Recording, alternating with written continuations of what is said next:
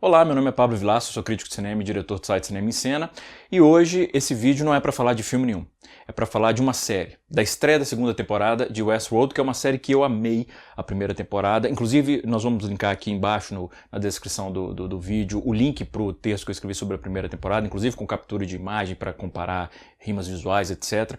E foi uma temporada que me encantou muito, não só porque a história é interessante, inclusive bem melhor do que do filme original, escrito e dirigido pelo Michael Crichton, e que, como eu aponto no texto sobre a primeira temporada, essa riqueza veio simplesmente da decisão de inverter o ponto de vista dos visitantes para os anfitriões.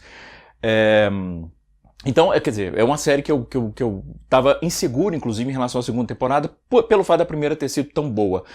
Porque, e um aviso, spoilers tanto da primeira temporada quanto a do primeiro episódio da segunda temporada. Spoilers. Quando a primeira temporada termina, honestamente, para mim ali um arco já tinha sido concluído.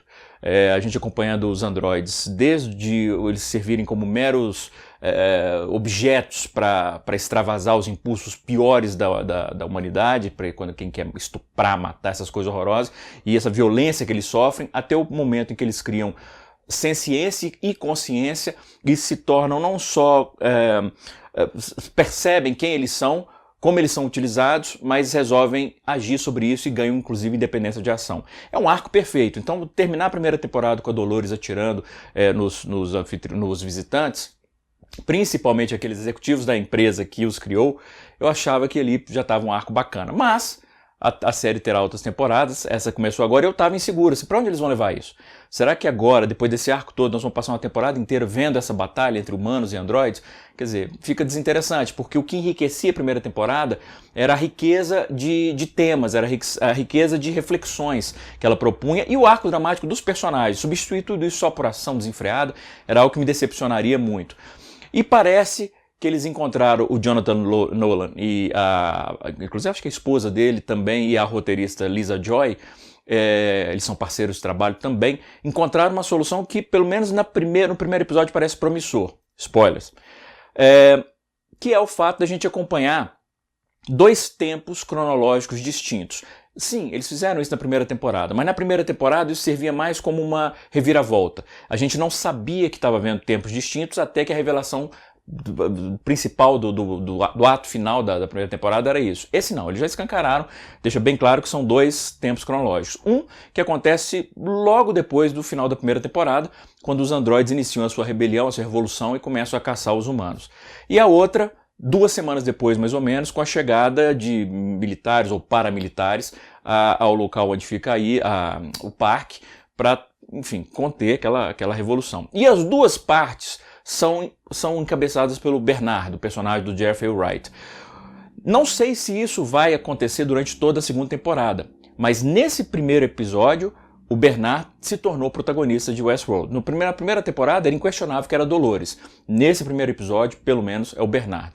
E o que é interessante porque ele é um protagonista atípico nesse sentido, porque uma das características mais comuns do protagonista é que ele age, enquanto os outros mais tendem a reagir. E aqui ele é um personagem completamente passivo nos dois tempos. Embora no final do episódio ele acabe revelando que teve uma ação que foi a mais radical de todas, mas ele fica passivo a maior parte do tempo.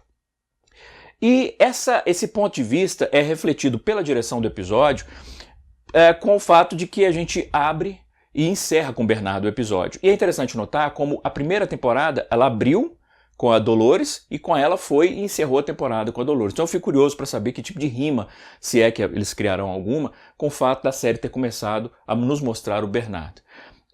De um ponto de vista de direção de arte, design de produção continua fantástico. Eu gosto da maneira, por exemplo, como eles criam rimas com elementos da primeira temporada, como o fato da rua cheia de cadáveres, que nos remete ao massacre promovido pela Dolores na primeira temporada, e ao massacre promovido pela Dolores no final da primeira temporada, 2 massacres encabeçados pela Dolores, e os corpos no chão, com a posição de câmera, faz obviamente um eco a isso.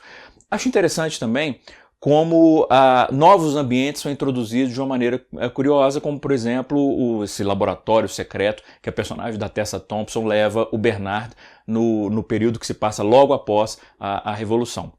Mas essas são rimas que ainda, obviamente, muito cedo. A gente viu até agora 1 hora de uma temporada que vai durar 10. Mas já dá para ver ali algumas coisas sendo plantadas distintamente pelos criadores da série. E isso, inclusive, incluindo uma homenagem.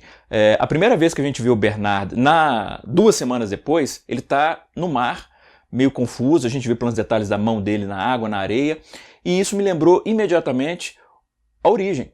Quando a gente vê o Leonardo DiCaprio, logo no começo do filme, também no mar, na areia, parecendo confuso. E seria algo que eu atribuiria a mera coincidência, uma imagem que não é tão rara assim, se não fosse o fato, obviamente, do Jonathan Nolan ser irmão do Christopher Nolan, inclusive parceiro de roteiros dos filmes do irmão. Então ali me parece que há uma clara conexão, uma clara homenagem à Origem, e que inclusive tem uma coincidência, mas uma rima temática também. Porque assim como em Origem, aqui o conceito de realidade ele é posto à prova. Se o que os personagens, os androides, sentem, se o que eles lembram, se o que eles sonham os afeta, por que isso não é real? Não interessa a origem das memórias implantadas ou não. O fato é que tem resultados reais em como eles experimentam o mundo, que é algo também que já vinha sendo debatido na primeira temporada. Enfim, esse primeiro episódio ele é construído de uma maneira intrigante, porque ele deixa claro também que apresenta novos arcos dramáticos, então acabou com o medo de ser dominado só pela ação segunda temporada. Então a Dolores obviamente está vivendo um arco dramático, iniciando um arco dramático que começa com ela decidida a implementar a sua revolução não só no parque, mas levar para fora. A Maeve, vivida pela Thandie Newton, na procura ainda pela filha, e agora ela é auxiliada pelo cara que criava as histórias, que é vivido pelo Simon Quarterman. Eu esqueci o nome do personagem, mas é o que bola as histórias, as narrativas. Enquanto a gente vê o Homem de Preto, agora finalmente se sentindo no seu local. Ele é Terry, né? Ele está se sentindo realizado, porque agora os jogos têm consequências reais. Então há esses inícios de tramas que são interessantes. Está até tocando aqui agora, passando uma viatura, e isso é para soar um alarme também na nossa compreensão da série. Porque aqui, e agora eu vou fazer um spoiler, que eu não sei nem se é spoiler, eu vou tentar dizer como me parece que a segunda temporada vai caminhar. Então se eu tiver certo, é um puto spoiler. Se eu tiver errado, não. Porque o final desse primeiro episódio traz algumas imagens que são imagens bem significantes. Quando eles chegam no mar ali e tem centenas, talvez milhares de androides mortos, e o Bernard disse, eu os matei. Bom, de um ponto de vista estrutural, não é preciso pensar muito para chegar à conclusão que não faz sentido que os androides tenham morrido. Porque você não vai começar a segunda temporada de uma série sobre confrontos entre androides e humanos mostrando que os androides todos morreram. Então não faz sentido. Então aquilo ou não é real ou faz parte do plano.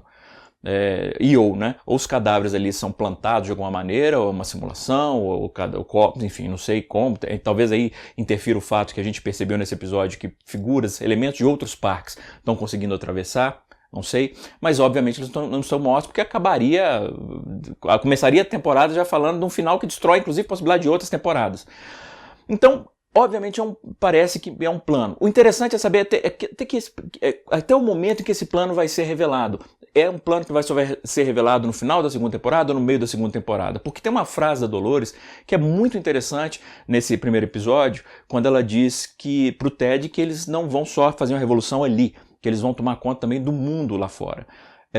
E talvez isso seja um plano para atrair os paramilitares, para eles, sei lá, usarem os barcos, os helicópteros, sei lá, para poderem ir para fora. Não sei, isso é obviamente especulação. Mas é óbvio que ali existe uma reviravolta que o Jonathan Nolan e a Lisa Joy estão plantando dentro da narrativa geral dessa temporada. E me intriga muito aí o papel do Bernard, porque nas duas linhas cronológicas, primeiro ele parece não lembrar que ele é um androide, depois a gente percebe que na linha cronológica mais antiga, logo depois do final da primeira temporada, ele sabe que ele é um androide, mas até que ponto esse não saber ou simular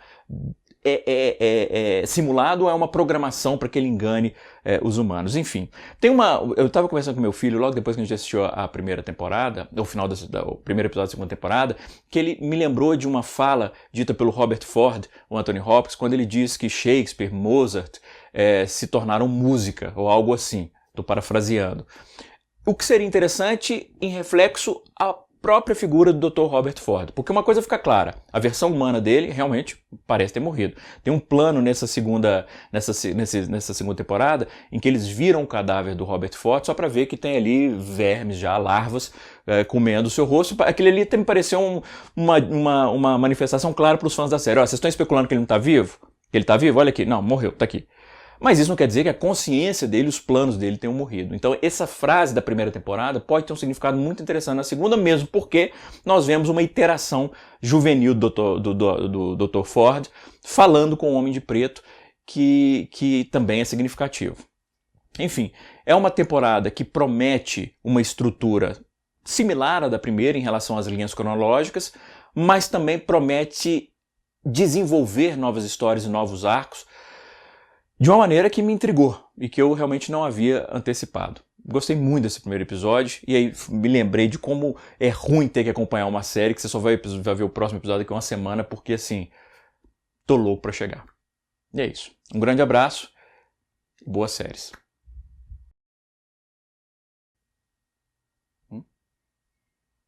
Falei Shakespeare? Eu falei Não é Shakespeare, não é Shakespeare. Isso vai funcionar como cena pós-créditos. Obviamente não é Mozart, Beethoven e outros compositores que viraram música. Shakespeare não era compositor.